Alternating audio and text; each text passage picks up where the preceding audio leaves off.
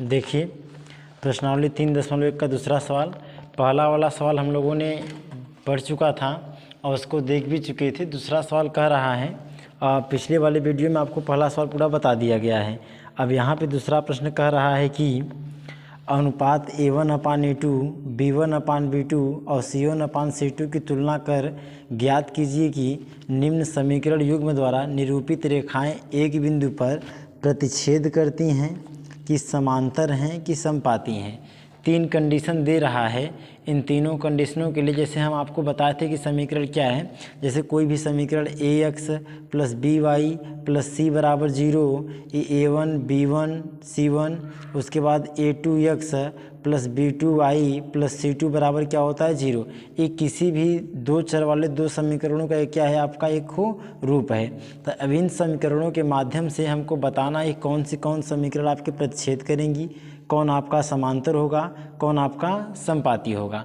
तो इसके लिए कंडीशन क्या है, अगर मान लीजिए A1/A2 is not equal B1/B2, कहने का मतलब A1 और A2 का मान और B1 और B2 का मान, ये दोनों मान अगर बराबर नहीं होते हैं तो इस कंडीशन में जो भी रेखाएं होंगी वो क्या करेंगी, प्रतिच्छेद करेंगी। क्या करेंगी, प्रतिच्छेद। उसके बाद मान लीजिए अगर A1/A2 बराबर B1/B2 बराबर C1/C2, अगर तीनों का तीनों बराबर हो जा रही हैं तो उस कंडीशन में रेखाएं परस्पर क्या होंगी, वो आपकी समांतर होंगी। क्या होंगी, समांतर। तीसरा कंडीशन, अगर मान लीजिए A1/A2 हो बराबर B1/B2 हो बराबर इज नॉट इक्वल C1/C2, मतलब ये दुई ठो तो बराबर हो लेकिन तीसरा वाला बराबर नहीं होगा, तो इस कंडीशन में क्या हो जाएगा, आपका समपाती हो जाएगा। अब इसके आधार से हम देखते हैं दूसरा का जो पहला प्रश्न दिया है वो कह रहा है कि 5x - 4y + 8 = 0 और 7x + 6y - 9 बराबर कितना, 0। अगर इस समीकरण में A1/A2 की बात करें तो 5 में कितना, 7 होगा, और अगर B1/B2 की बात करें तो -4 में 6 होगा। अगर 2 से काटेंगे, 2 दूना के 4, 2 तिहाई 6, तो A1/A2 बराबर 5/7 और B1/B2 बराबर -2/3। अगर A1/A2 और B1/B2 दोनों का मान अगर बराबर होता तो हम C1/C2 के बारे में सोचते हैं। यहाँ पे हम देख रहे हैं कि A1/A2 और B1/B2 यही दोनों का मान आपस में बराबर नहीं है, तो हमको आगे कुछ करने की आवश्यकता नहीं है, बस इतना लिख देंगे। अतः A1/A2 is not equal B1/B2, इसलिए यह प्रतिच्छेद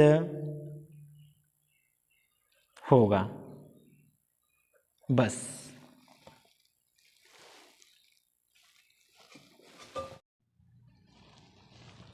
दूसरा क्वेश्चन कह रहा है 9x + 3y + 12 बराबर कितने के, 0 के, फिर 18x + 6y + 24 बराबर कितने के, 0 के। यहाँ से अगर A1/A2 की बात करें तो 9 में 18 होगा, जो कि काट देंगे तो A1/A2 का मान 1/2 हो जाएगा। उसके बाद अगर B1/B2 की बात करें तो 3/6 होगा, जिसे अगर हम कट कर देते हैं तो B1/B2 का मान का हो जाएगा 1/2, 3 एकम 3, 3 दूना के 6। उसके बाद C1/C2 की बात करें तो 12/24 होगा, जिसे अगर हम हल करते हैं तो C1/C2 का मान कितना होगा, 1/2। हम देखते हैं A1/A2 का मान भी 1/2 है, B1/B2 का मान भी 1/2 है, C1/C2 का मान भी 1/2 है। अतः A1/A2 is equal B1/B2 is equal C1/C2। तो इसलिए रेखाएं का हो जाएंगी, इसलिए यह समांतर है, यह समांतर है। ठीक है।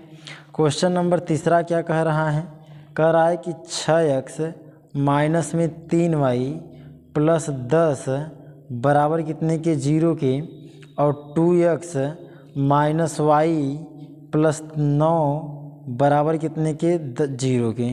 ठीक है, इसको हल करेंगे तो क्या बनेगा, a1 अपान में a2 6/2, यानी a1 अपान में a2 का मान 2×6 3/1 होगा।